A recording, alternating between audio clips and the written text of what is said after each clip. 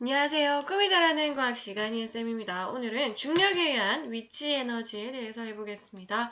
교과서 306페이지부터 308페이지까지 펴주세요. 자, 지난 시간에 뭘 했는지 한번 보겠습니다. 우리 지난 시간에 에너지에 대해서 했었잖아요. 에너지는 뭐죠? 그렇죠. 일을 할 수 있는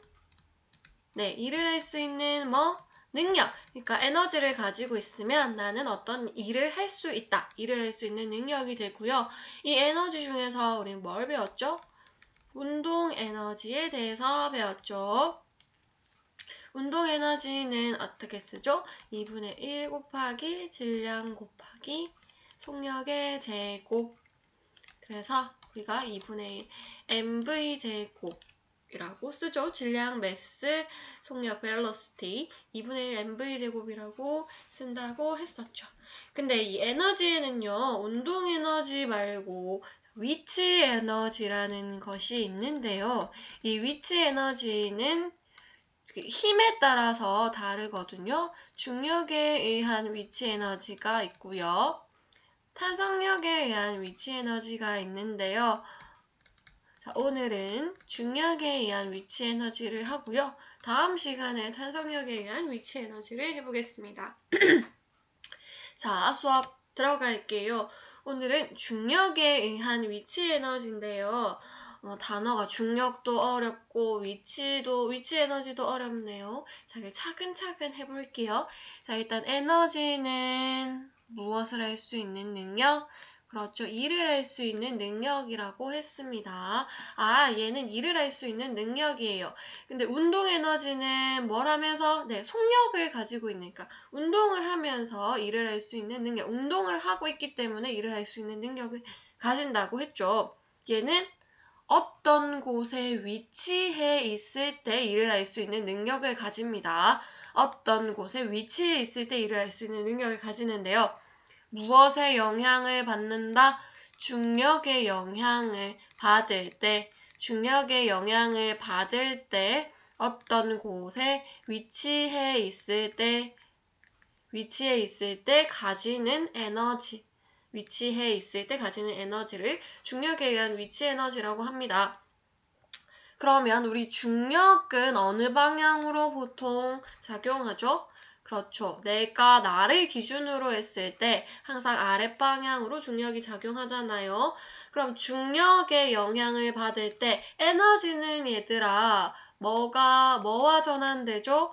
일이 전환되는 거잖아요. 그러니까 중력의 영향을 받는 일을 해줬을 때 위치 에너지가 생기거든요.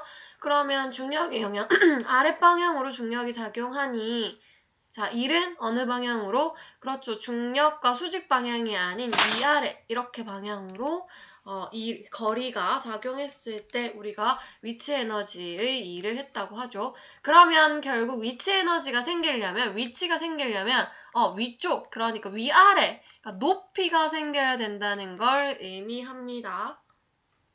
그러니까 중력은 아랫방향으로 작용하니까 이 위아래 높이가 생겼을 때 어떤 높이에 위치했을 때 일을 할 수 있는 능력을 가지는구나.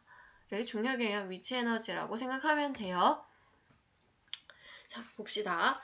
높은 곳에서 떨어지는 추가, 원통형 나무와 충돌하면 추는 원통형 나무를 밀면서 일정한 거리만큼 움직인 다음 정지한다. 앞에 했던 쌤 말이 좀 이해가 안 됐다면 이 예시를 보고 이해하면 좀 쉬울 것 같아요. 자, 이 얘가 어떤 높이에 있는 것만으로 떨어지면 어때? 나무 도막을 밀어내는 일을 하잖아요. 얘가 떨어지면서 어떤 힘을 받는다? 중력을 받는다. 중력의 영향을 받으면서 일을 할 수 있는 능력, 위치 에너지, 중력에 의한 위치 에너지고요. 이 추가 가진 중력에 의한 위치 에너지는 이 높이를 가지고 있는 것만으로 나무 도막을 나중에 밀어낼 수 있는, 이동시키는 일로 나중에 전환될 수 있는 능력을 가지고 있죠. 자, 그러면 높이가 일정할 때 중력에 의한 위치 에너지는 물체의 뭐에 비례할까? 자, 중력에 의한 위치 에너지를 생각해 봤더니 뭐와 뭐의 영향을 받습니다. 두 가지의 영향을 받는데요. 자, 친구들 생각해 볼까요? 어떤 거에 영향을 받을까요? 그렇죠. 일단 어떻게 1kg짜리를 떨어뜨리는 것과 1000kg짜리를 떨어뜨리는 것 중에서 나무도막을 밀어내는 일을 뭐가 더 많이 할 수 있을까요? 그렇죠. 1000kg가 더 많이 하겠죠. 이 kg이 의미하는 건 질량이잖아요. 그러니까 질량에 결국 비례한다. 또 한 가지 더 찾아볼까요? 자, 이 나무도막을 밀어내기 위해서 그렇죠. 1cm 위에서 밀어내는 것과 100cm 위에서 떨어뜨리는 것 중에서 어느 게 더 나무도막을 많이 밀어낼 수 있을까요? 그렇죠. 100cm가 더 많이 밀어낼 수 있을 것 같죠? 그러면 결국 또 뭐에 비례할까요? 우리는? 그렇죠. 높이에 비례합니다. 높이에 비례합니다. 결국 질량과 높이에 비례하는 그래프 이렇게 되겠죠. 중력에 의한 위치 에너지의 크기 한번 볼게요. 그러니까 질량 m인 물체의 높이 h에 있을 때 중력에 의한 위치 에너지는 다음과 같은데요. 자, 쌤이 지난번에 그 운동 에너지 할 때도 마찬가지로 중력에 의한 위치 에너지가 질량과 또 누구에 비례한다? 높이에 비례한다고 하면 이거는 곱으로 나타낸다고 했어요. 질량과 높이를 곱으로 나타낸다고 했고 그 다음에 질량과 높이의 곱으로 바로 는으로 갈 수 없다고 했죠. 비례할 때는 무엇이 필요하다? 그렇죠. 비례상수가 필요하다. 비례상수 여기서는 얼마냐면 9.8이 됩니다. 그래서요. 해보면 9.8 곱하기 질량 곱하기 높이가 되고요. 9.8 곱하기 질량. 굉장히 익숙하다. 이건 뭐죠? 결국 무게죠. 무게 곱하기 높이로도 나타낼 수 있습니다.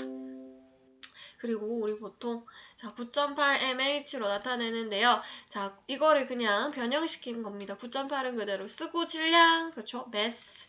자, 높이 height, h 9.8mh 그냥 약어로 나타내는 거예요. 얘들아 m과 h, 질량 이 m과 단위는 다른 거예요. 질량의 단위는 kg이고요. 그냥 질량을 나타내는 말은 m이라고 씁니다. 다른 겁니다. 단위와 그냥 약자는 다른 겁니다. 자, 그런데 위치 에너지와 또 기준면에 따라서 다르거든요. 과학은 항상 이 기준에 따라서 결과값이 달라지는데요. 기준을 세우는 걸 좋아합니다. 그래서 기준에 따라서 결과값이 달라지는데 중력에 의한 위치 에너지는 기준면 내가 어떻게 기준을 세우느냐에 따라서 기준면을 어디로 세우느냐에 따라서 위치 에너지가 달라지거든요. 자, 이 물체의 위치 에너지를 잡아보려고 합니다. 그럼 바닥을 기준으로 위치 에너지를 잡으려고 하면 여기의 거리가 h라고 했을 때 우리는 얼마의 중력의 위치 에너지를 가질까요? 저 9.8 mh를 가지겠죠. 근데 책상면을 기준으로 한다면 얘의 높이는 0이잖아요. 그러면은 여기서 h가 0이기 때문에 높이가 0이기 때문에 중력에 의한 위치 에너지는 0이 되는 겁니다. 그러니까 기준을 어디로 잡느냐에 따라서 중력에 의한 위치 에너지는 계속 달라지는 거죠. 그럼 중력에 의한 위치 에너지의 이용을 한번 봅시다. 일단 높은 곳에서 떨어지는 건 다 중력에 의한 위치 에너지라고 볼 수 있어요. 수력 발전, 그쵸. 물이 높은 곳에서 떨어지면서 터빈을 돌리는 일을 하는 거죠. 그 다음에 또 뭐가 있을까요? 자, 예로 들어 높은 곳에서 떨어지죠. 네. 그 다음에 또 높은 곳에 떨어지는 거, 네, 스카이다이빙. 이거 네, 박성환 쌤은 해봤다 하는데 저도 해보고 싶네요. 자, 스카이다이빙 위에서 떨어지는 거죠. 자, 떨어지면서 스릴을 즐긴다. 자, 그럼 오늘의 미션입니다. 중력에 의한 위치 에너지를 이용한 예를 한 가지 이상 클래스팅에 올리는데요. 이번에는 앞에 나온 예를 제외하고 자, 위에서 떨어져서 위치 에너지를 이용한 거 뭐가 있을까요? 이것 말고도 굉장히 많은 예들이 있거든요. 한번 올려 생각해 보세요. 자, 내일 미션입니다. 내일 미션은요.